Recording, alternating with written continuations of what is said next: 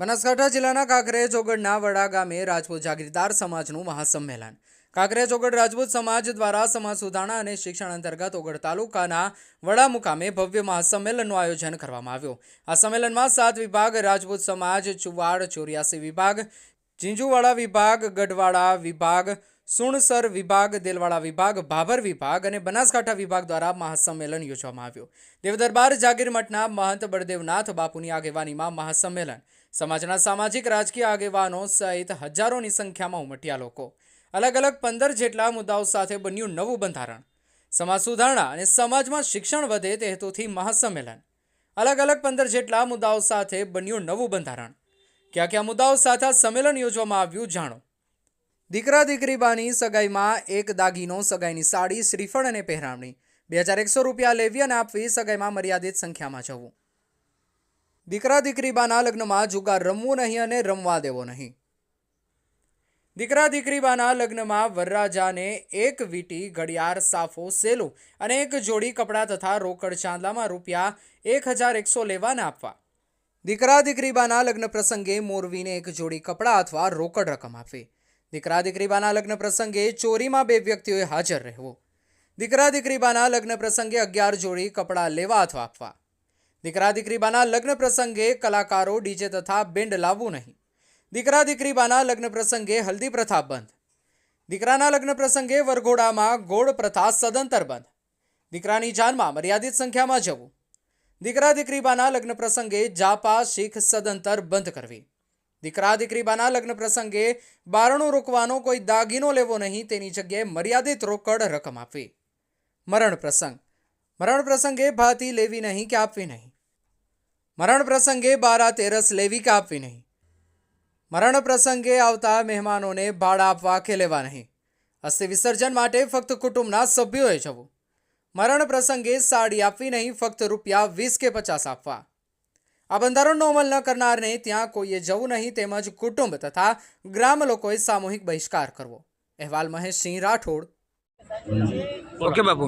આજે તારીખ 18/1/2026 રોજ વડા મુકામે 7 પરગણા રાજપૂત સમાજની મિટિંગ યોજાઈ રહી છે. તેમાં વધારેમાં વધારે લોકો વધારે અને ખૂબ સફળતા મળે એવી હું આપ સૌને આશા રાખું છું અને વિનંતી કરું છું કે સર્વ સમાજના આપણા ભાઈઓ બધા અહીં આવી અને મિટિંગમાં પૂરેપૂરો સહકાર આપે એવી ખૂબ આભાર માનું છું. અને વડા ગામને પણ ખૂબ આભાર માનું છું કે આજે આટલો બધો સહયોગ આપી અને આ સફળતા થાય એવી હું સૌને વિનંતી કરું છું. એ જ અસ્તુ. ભારત માતા કી જય.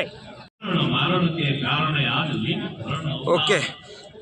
જય માતાજી. મારું નામ સોલંકી વિજયસિંહ બળદેવસિંહ, ગામ રાજપુરા સરપંચ.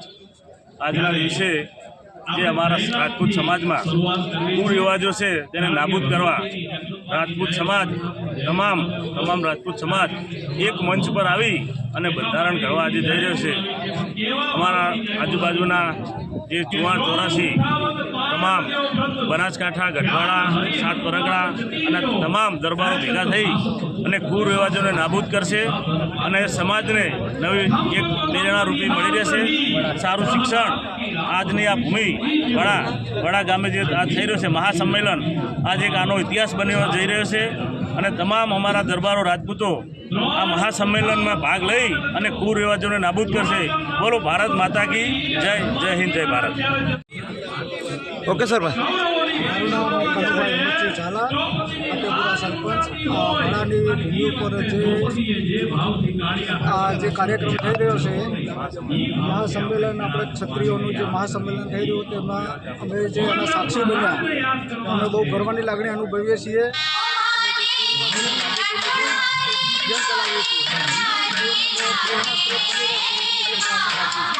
ઓકે.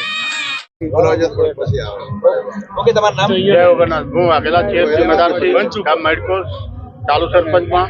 હું અહીંયા આપણે વગર તાલુકાની અંદર જાગીરદાર સમાજ રાજપૂત ને અહીંયા બંધારણ વિશે અને શૈક્ષણિક રીતે જે આપણે અહીંયા મહાસંમેલન જ્યારે રાખવામાં વડા મુકામે આવ્યું છે ત્યારે સૌ અમારે આખા ગુજરાતથી જે સમાજના ભાઈઓ જે પધારેલા છે એમને સાથે લઈ અને ચાલવાનું છે અને જે વધારાના ખર્ચા માટે જે આપણે આયોજન રાખેલું છે જે મહાસંમેલન એમાં સૌ બધાની રીતે પોતપોતાની જવાબદારી એમને સંભાળી છે.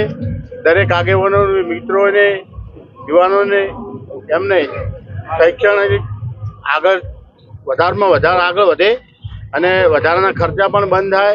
જે સમાજના નિયમો જે કરવામાં આવ્યા છે તેમનું સૌ પાલન કરશે સમાજ. અને એ ઉપરાંત તમામ આગેવાનોએ ખૂબ જવાબદારીપૂર્ણ અહીંયા વડા મુકામે મહાસંમેલન ગોઠવ્યું એ બદલ હું ખૂબ ખૂબ ધન્યવાદ પાઠવું છું. જય માતાજી, જય મહાકાલ.